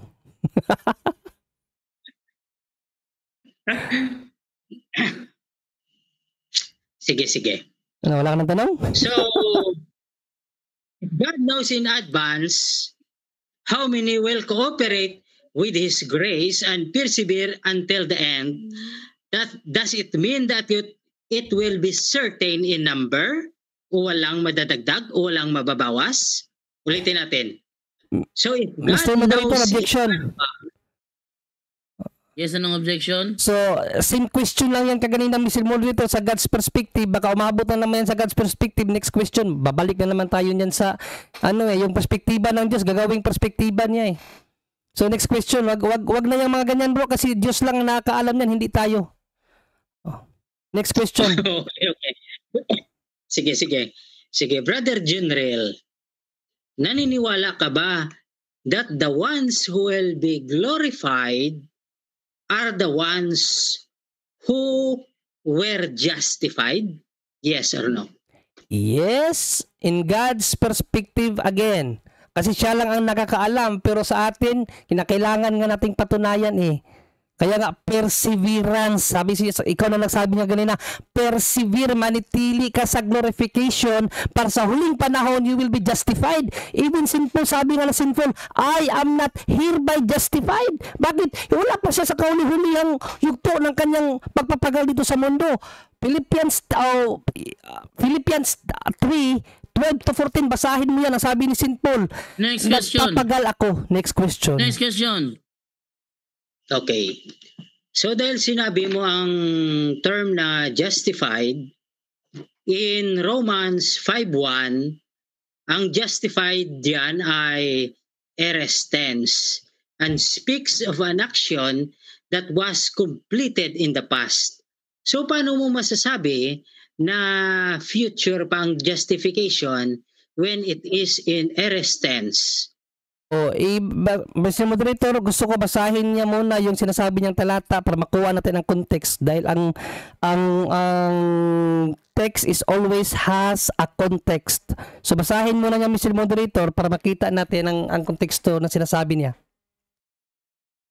Kasi parehas lang yan sa Mr. Moderator sa sinasabi niyang, Mr. Moderator, parehas lang yan sinasabi niyang life eternal, na meron na daw siyang life eternal. Pero sabi ni Panginoon Jesucristo sa darating na panahon pa yan ibibigay, pero sa kanya meron na siya. Kaya kinakailangan malaman ang konteksto ng talata. Wait lang muna ha. Papayag ka ba, brother, Okay. Brother Alfred, na ibigay ang talata?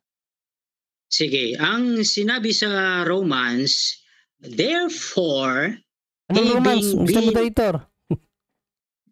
by faith, Yung talata.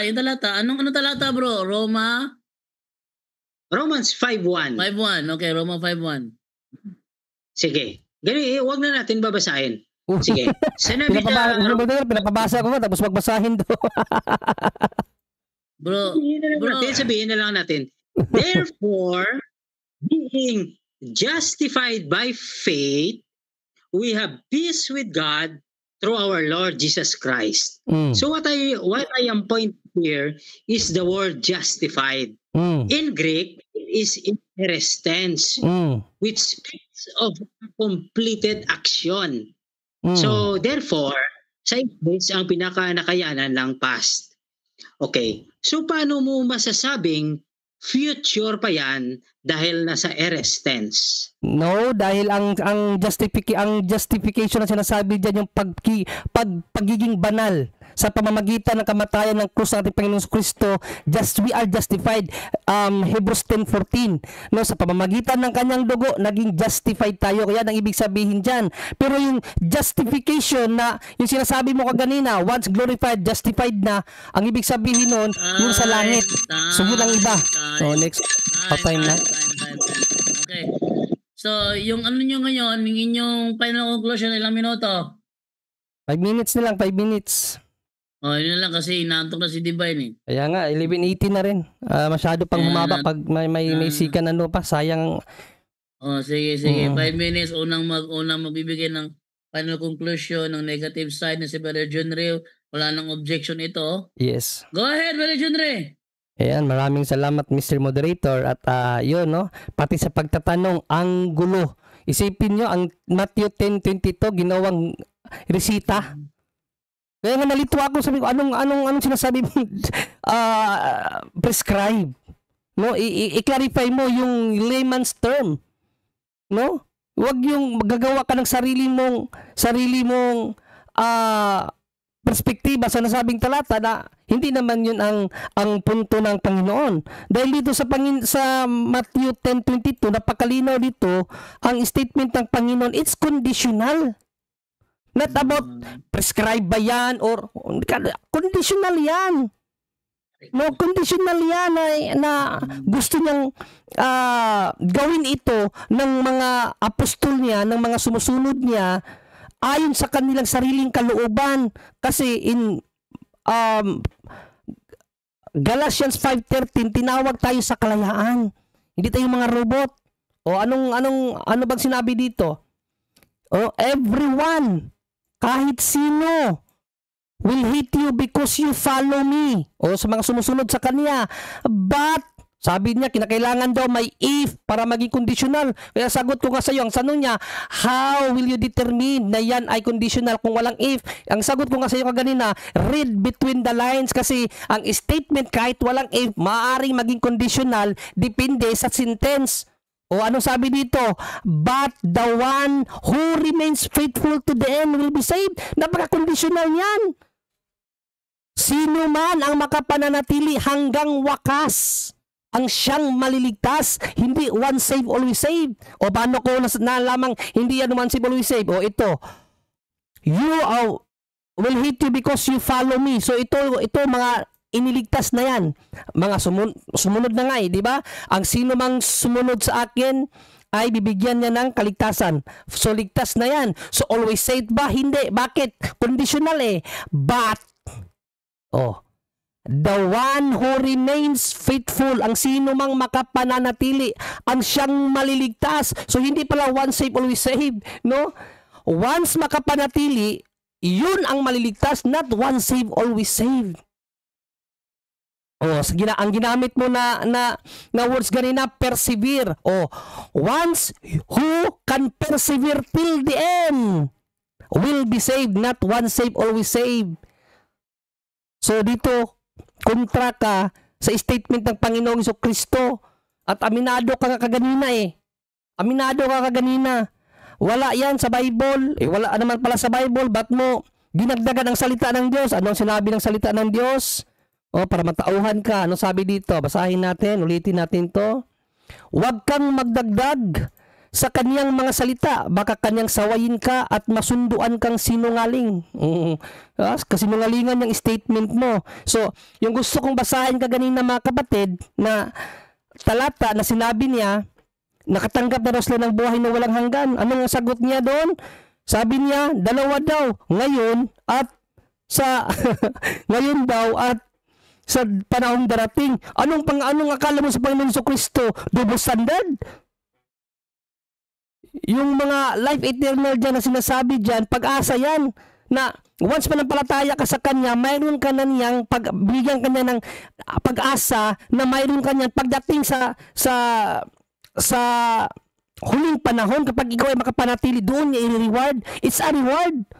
At kailan niya ibibigay? So, sa panahong darating, hindi sa panahong kasalukuyan. O basahin natin mga kapatid, no? Basahin natin sa Luke 18, 28 to 30. Ano sinabi dito ni Panginoong Jesucristo kay St. Peter? Ito, sabi niya dito. Peter said, "We've left our homes to follow you." O iniwan namin ang lahat para sundin ka. Yes, Jesus replied, "I assure you," o kasiguraduhan niya, no? Isinisiguro ko that everyone who was given up, house, wife, brothers, parents, children, for the sake of the kingdom of God, will be repaid many times over in this life and will have eternal life. Kailan? In the world to come. Yan ang tanong ko sa iyo kaganina. Ayon kay Panginoong Jesucristo, kailan ibibigay ang life eternal? Panahong kasalukuyan o sa panahong darating? Si Panginoong Jesucristo sabi niya, the world to come, sa darating na panahon. Hindi sa panahong kasalukuyan. Huwag mong gawing double standard ang Panginoong Jesucristo. Oh. So, alam mo na ngayon. O baka makulangan ka pa. O basahin natin ulit. Time. Ba't kabilis mo mo dito? Wala ba lang yung 5 minutes yun? 5 minutes na yun. Isang talata pa nga na nagamit ko eh. 5 minutes na yun. Minutes Okay, na ba? so dahil brown out yung kabila, hindi siya makapagsalita, bigay ko na lang kay Brother Romer para sa kanyang komentaryo at Hindi huling baka maano mensahe. sabi ata ba? Tawagan mo ulit si Bodo ito kasi ano naman sa kanya. Brown out daw, sabi niyo, bro, sorry, nag-brown out sa amin, bro. Okay.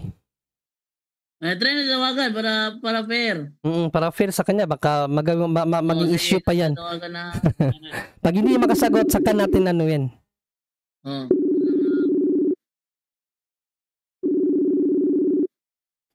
Bigay ko kay Brother Romer para sa munting mga komentaryo. And then, huling mensahe ko salamat na kaagad. Hindi sasagot ako kasi brown out sa kanila eh. Sasagot ito sa kanila. Ayan. Okay, ayan. Wala talaga. So, bigay ko na lang kay Brother Romer. Kaya na muna magbigay ng huling komentaryo. Si Divine kasi dito, nakapikit yung kabilang mata. Wait lang. Sige. Let's go, Brother Romer, go ahead. Dito ka muna. Bro. Okay bro, Romer, ano yung magiging komentaryo mo sa bisita natin bro?